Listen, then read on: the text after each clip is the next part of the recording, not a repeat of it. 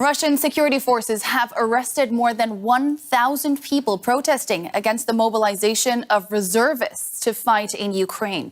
President Vladimir Putin is calling up an extra 300,000 backup personnel. He says the mobilization is aimed at liberating the eastern Donbass region, where Ukrainian forces are staging a counteroffensive. Western leaders say the call-up is in response to Russian losses on the battlefield. Vladimir Putin's latest decree is not going unchallenged in Russia. But the state's crackdown is hard nonetheless. A protest monitoring group says mass arrests have been made across the country, including in Moscow.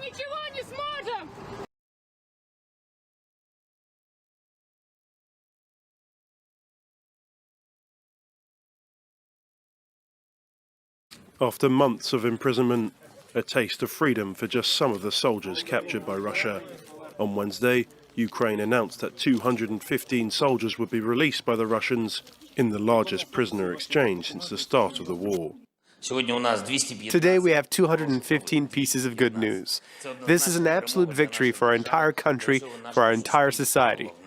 Many of those released in the exchange were captured during the siege of Azovstal, including 5 commanders, where many Ukrainian soldiers from the Azov battalion held out against Russian forces in Mariupol for weeks on end.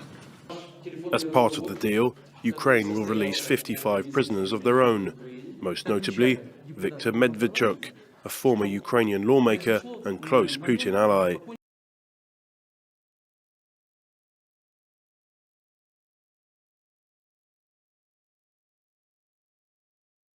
In the past hour, Liz Truss has confirmed that 5 British nationals who are being held by pro-Russian forces in eastern Ukraine have been released as part of a prisoner swap deal brokered by the Saudi Crown Prince.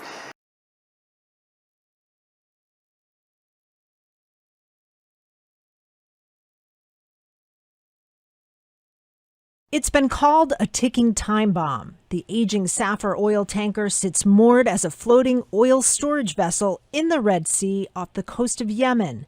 It holds more than 1 million barrels of oil.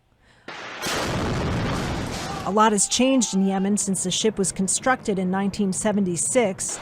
Thanks to civil war there, it's had no maintenance in 7 years. Environmentalists are very worried.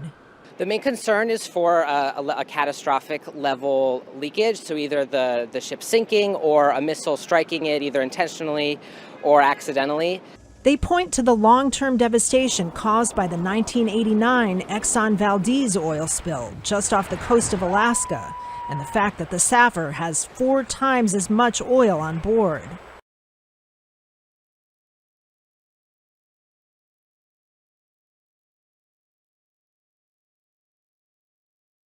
Did the Ethiopian National Defense Force and the Tigray People Liberation Front fighters commit violations amounting to war crimes under international law?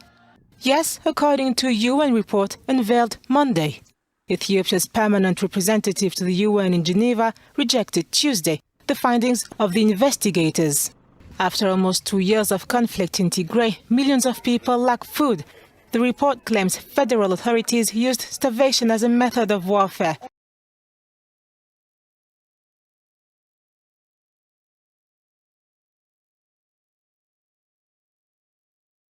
Now, former Chinese Justice Minister Fu Zhenghua has been sentenced to death. He was jailed for life for accepting bribes. Zhenghua has led several high-profile investigations into corruption.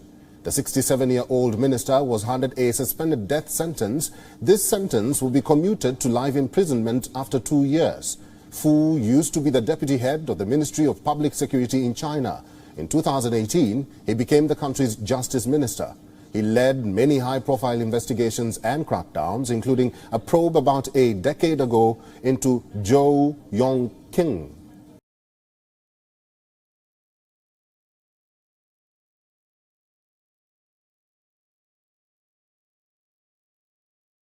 Keeping it all in the family. Falsifying business records, issuing false financial statements, The New York Attorney General accusing Donald Trump and his children, Eric, Ivanka and Don Jr., of bank fraud, tax fraud and insurance fraud, claiming the former US president falsely inflated his net worth by billions, a smoke and mirrors act to deceive financial institutions and obtain more favourable loan terms, plus reap tax benefits. The 3-year investigation included interviews with more than 65 witnesses and uncovered 200 examples of false and misleading evaluations, including valuing his Mar-a-Lago estate at 10 times its actual worth and grossly exaggerating the size and worth of his apartment in Trump Tower.